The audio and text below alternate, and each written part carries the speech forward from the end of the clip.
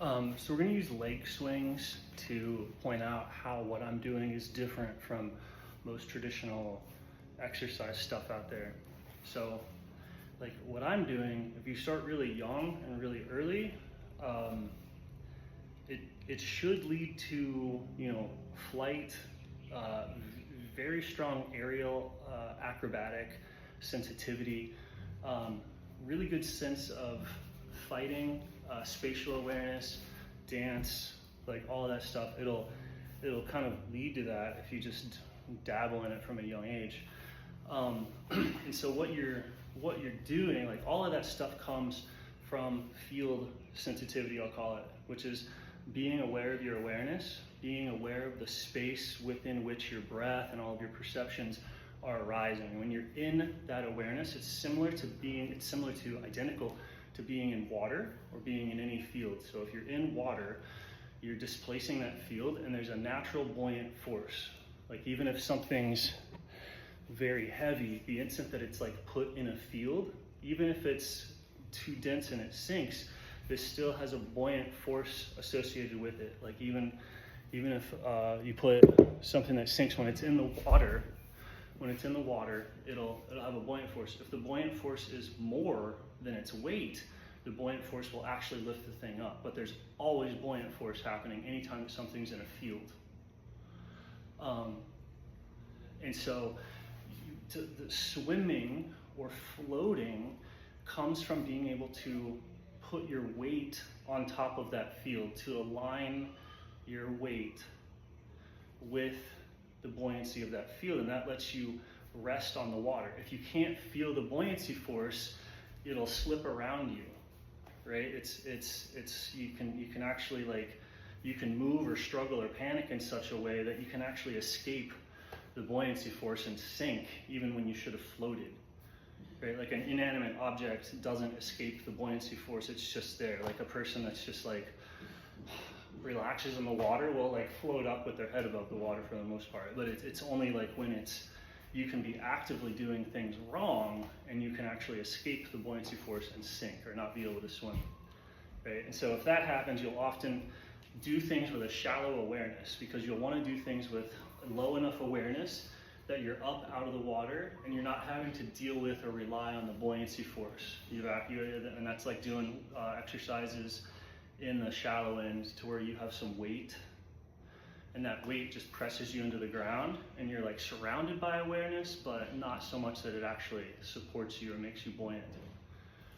So that's kind of why people tend to do exercises and activities with a certain level of distraction or like a lack of awareness. Because if you do something with full focus, that awareness actually submerges you in water and this buoyant force becomes more important, which if you're not cognizant of what's going on, it's a little bit like doing something in deeper and deeper water, and for the most part it just gets in the way. Like imagine you're just an animal and you don't understand awareness.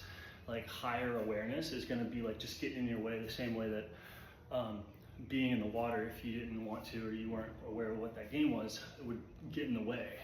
If you're just trying to do this like activity, it's like actually the lower the awareness, the better. Like go do your office job, awareness goes all the way down because it just gets in the way.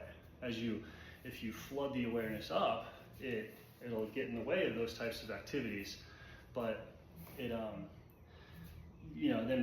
totally surrendering to it is like, oh my gosh, I'm in a different world, right? It was here all along. So most people do leg swings, like, oh, I'm gonna stretch, right? Like let's throw the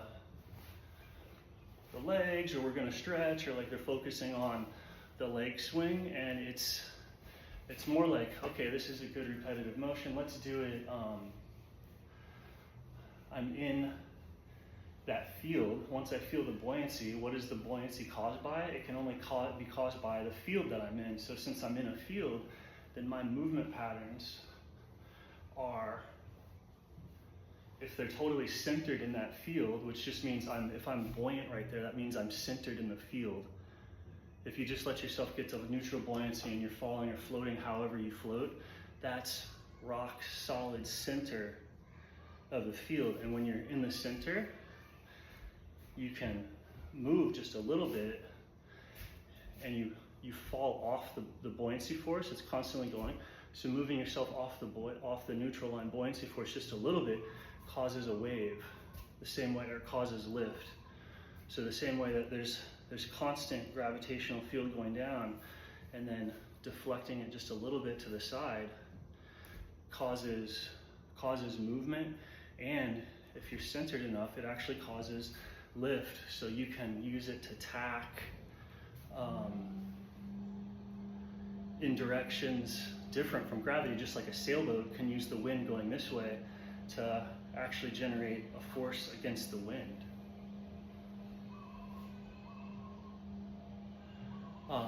So when you're doing leg swings, it's more important to feel all the space.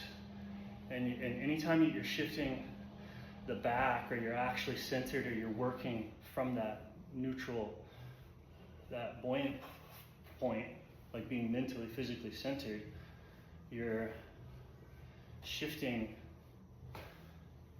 the whole space.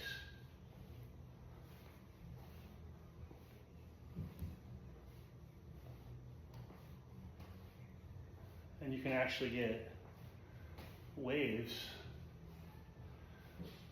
going in the space. And this is just a low level effect of what happens at a concert, or when people are dancing, or like when a party or a space is like vibing. It's just got, the space has some energy to it. So doing leg swings is a good way to go along with the energy of space, right? Like, I'm not focusing on my legs so much as my relationship with the entire room.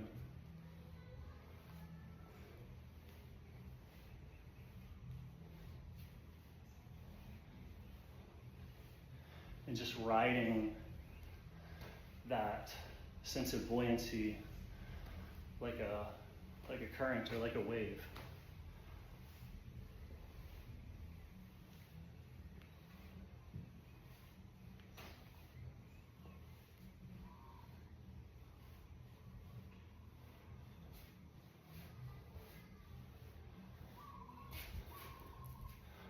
And then eventually you get better and better at this, and if you can jump and maintain that feeling of buoyancy, then, or if you just never turn that buoyancy off, that sense of buoyancy is what lets like parkour athletes and other people that are just like, obviously they can just intuitively feel and do anything.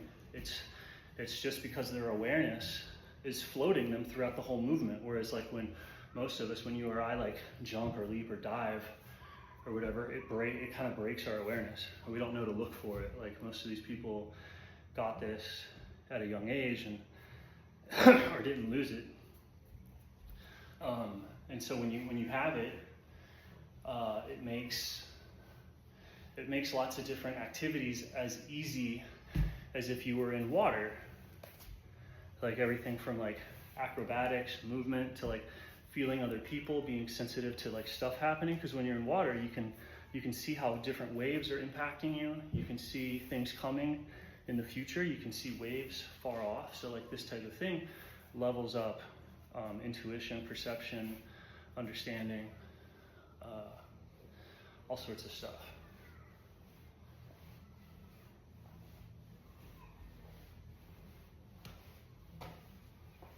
And so you do, there's heavy peer pressure to think about the world in a really dumb way. So it's kind of, you can do stuff like this to remind you, oh yeah. And when you see it, it's wild. It's like, this isn't that complex. If this was, integrated in with gym class or whatever, you can see